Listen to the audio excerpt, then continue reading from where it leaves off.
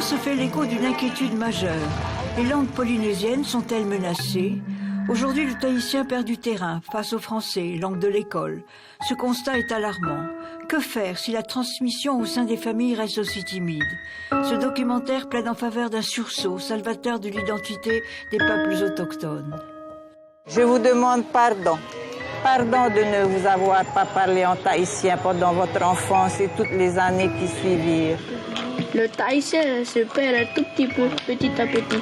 C'est comme si quelque chose en moi allait mourir. On est vraiment à une phase critique, c'est-à-dire dans une génération, on peut imaginer que la langue disparaisse.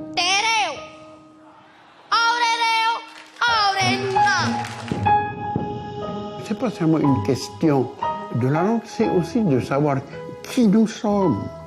Qui nous sommes. En tahitien, to ureo, to uyamana, inun aeo.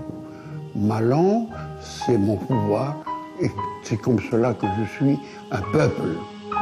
E tirare ina te hia. E tō mātou mahui me tua I te whenua. E te taura whirina pe motu ore. O te here haamoahia I te parau tāhuti ore. I parauhia ai oe.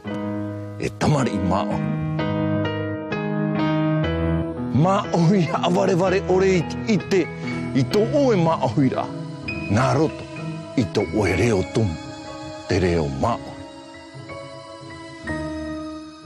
En novembre 2014, à Tahiti, le tapa, cette étoffe d'écorce battue, fut l'occasion d'un festival qui révéla la permanence d'un savoir-faire ancestral propre à toute l'Océanie.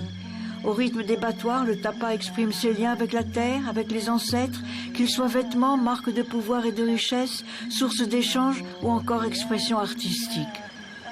Les étoffes océaniennes procèdent des arbres. Elles sont un prolongement du monde naturel vers le monde des hommes. Comme l'écorce enveloppe le bois, le libère travaillé vient envelopper le corps humain.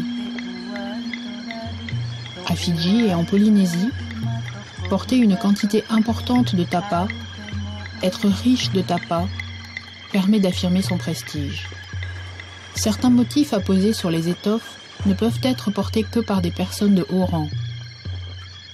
D'autres sont des emblèmes de clans, des marqueurs d'événements historiques ou légendaires. D'autres encore ont une valeur décorative et esthétique.